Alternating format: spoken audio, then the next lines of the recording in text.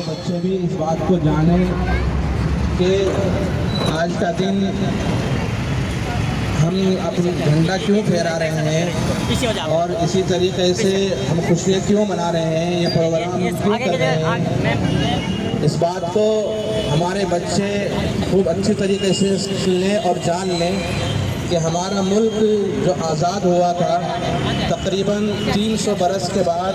हमारा मुल्क अंग्रेज़ों से आज़ाद हुआ, जिसमें पेश हमारे उलमाए किराम और हमारे बुजुर्गान दीन और हमारे अहले मुसलमान जो हमारे रहनुमा थे, उन्होंने आज़ादी के लिए झंडा बुलंद किया और फिर साथ मिलकर हिंदू और मुसलमान दोनों ने इस मुल्क को आज़ाद कराया। 15 अगस्त 1947 को हमारा मुल्क आज़ाद हुआ और उसके बाद ये बात तय की गई कि अब हमारे मुल्क के लिए अमन अमान कायम करने के लिए एक कानून बनाया जाए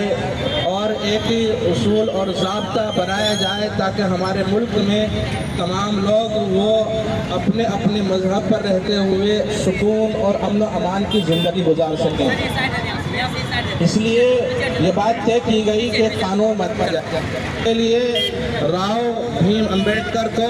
सदर बनाया गया जो कानून बनाने के लिए, और उनके मुआविन में हज़रत मौलाना हिफ्ज़ुर रहमान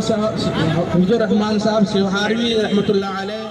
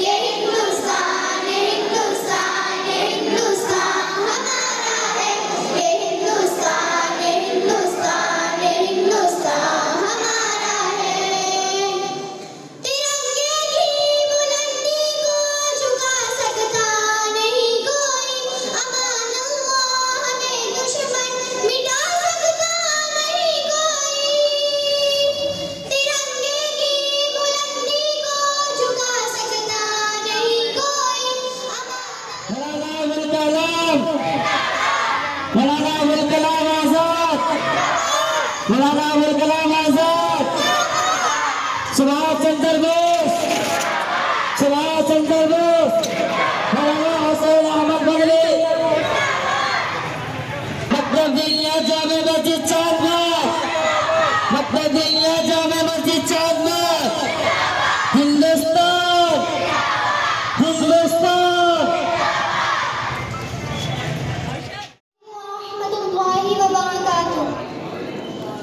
बता क्या पूछता है मुल्क में किसका गुजारा है, बता क्या पूछता है मुल्क में किसका गुजारा है, मेरी नजरों में देखो मुल्क का दिलकश नजारा है, बता क्या पूछता है मुल्क में किसका गुजारा है, मेरी नजरों में देखो मुल्क का नजारा है, मेरे हाथों की रेखाओं में नक्शे हिंद सारा है, लहू के आखिरी कतरे ने हिंदुस्तान पुकारा है, मेरा दिल है मेरी जान है मेरी आंखों का तारा है, ये हिंदुस्तान हिंदुस्तान हिंदुस्तान हमारा है, ये हिंदुस्तान हिंदुस्तान हिंदुस्तान हमारा है, ये हिंदुस्तान हिंदुस्तान हिंदुस्तान हमारा है, ये हिंदुस्तान हिंदुस्तान हिंदुस्तान हमारा है।